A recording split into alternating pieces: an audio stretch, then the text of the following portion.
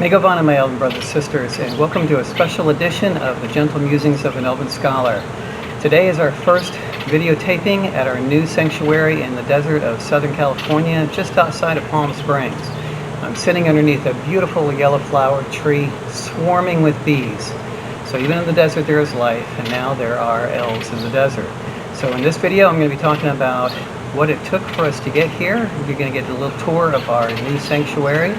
And we're going to talk about something else just a little bit later in the video. This is still a short video, but a little bit about being an elf no matter where you are. See, it's a little windy here, but we're going to talk about being an elf, whether you're in the desert, or in the city, or in the mountains of Northern California where we just came from. So, let's get started.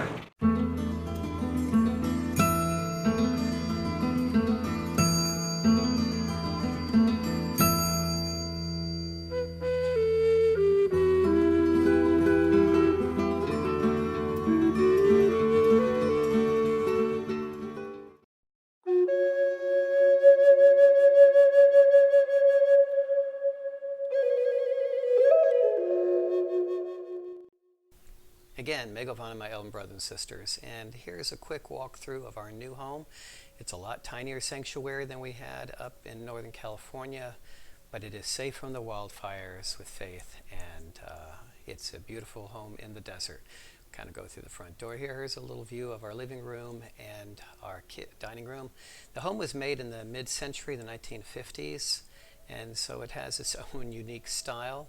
Out front, you probably saw the little Zen rock garden. Again, I'm an Elven Zen Buddhist, so that was kind of nice that it was already here. The home has 3 bedrooms, which we're actually turning into a computer room and an audio-visual room, as well as an office for Mae Govannen and our Elven School, and for Tree of Life, a little storage area for our medical clinic.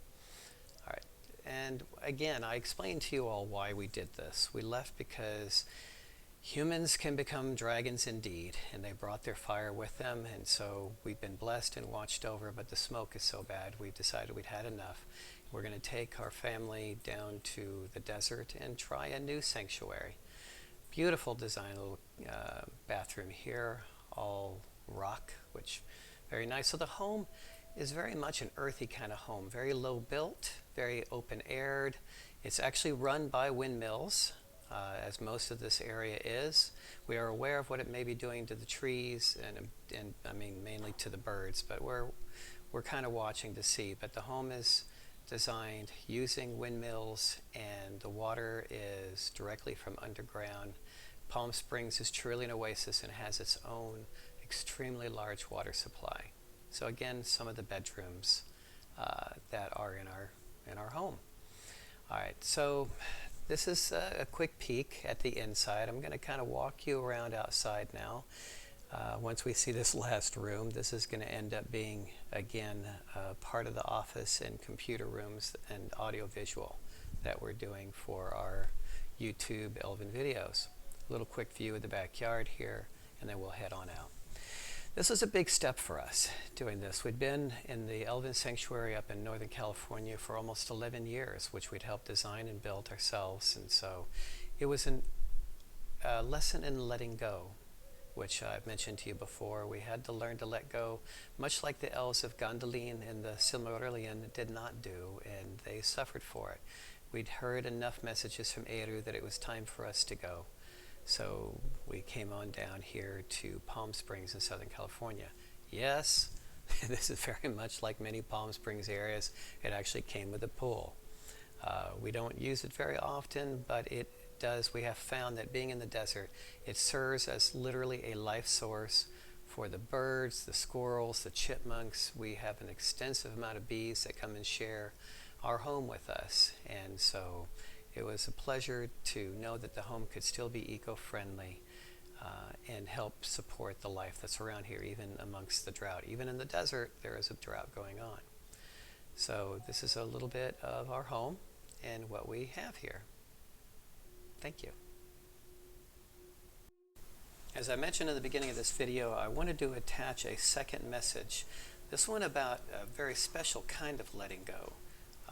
Very often what keeps us from realizing who we truly are, whether they be elves or whatever is in your world. What actually holds us back may be tools or techniques that no longer have any purpose to them. And sometimes those things that hold us back are imaginary and don't even exist at all, and yet we still give them reality because we give them thoughts. So this little video that's coming up next it's actually donated to us by a wonderful company called the Gray Frames. They're a Buddhist, mostly Zen Buddhist YouTube channel. You can see a link for them below when I post this. And it's about the imaginary hook, about how much our beliefs can hold us back even when it's about something that doesn't exist. The imaginary can actually keep us from remembering who we are. So enjoy the video, and I look forward to talking to all of you soon. Thank you. Namaste.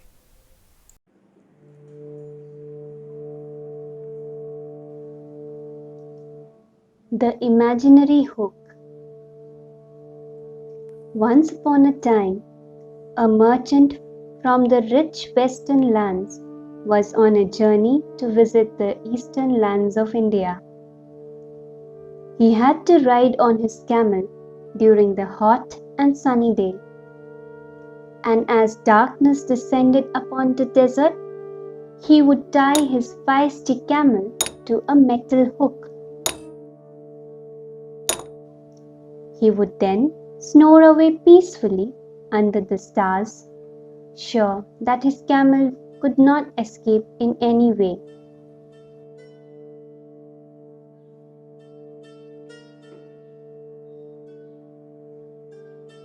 The next morning, his journey would resume. As one particularly hot day gave way to twilight on the horizon, the tired merchant decided to stop for the day. However, there was no decent shelter in sight. To make matters worse, he suddenly realized that he had lost the metal hook to which he used to tether his camel. Just then, a monk passed by. Looking at the haggard merchant, the monk paused and asked, "You look worried. What has happened?" The merchant replied, "I used to tie my camel every night to a metal hook before I went to sleep, so that my camel cannot run away. But I seem to have lost it today. There goes my sleep for the night."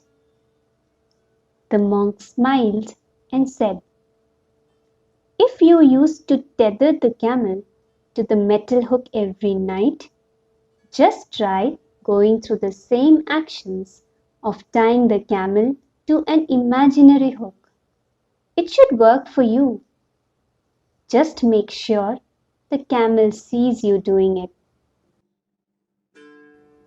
The merchant was baffled, but before he could question the monk was gone. With the night darkening and tiredness taking a toll, the merchant decided to heed the monk's advice.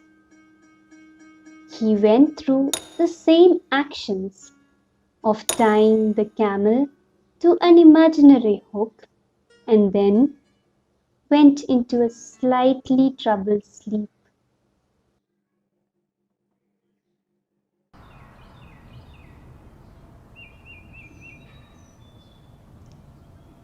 The next day, the merchant woke up to sunlight streaming onto his face. He looked at his camel, and lo, there it was, exactly where he had tied it, to the imaginary hook. He was baffled to find the camel there. He secretly thanked the monk for his wise advice, and he never had to tie his feisty camel to that metal hook ever again.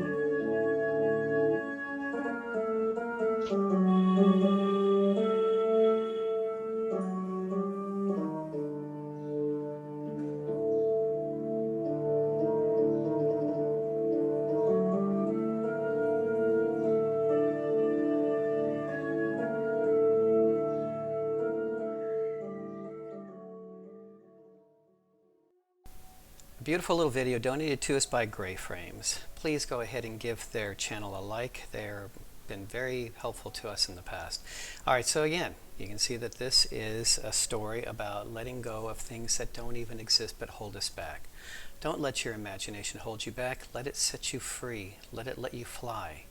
And remember that most of the demons of our past, most of the demons of our present are actually just in our imagination. Everybody have a most blessed and gentle Elven day. Namaste.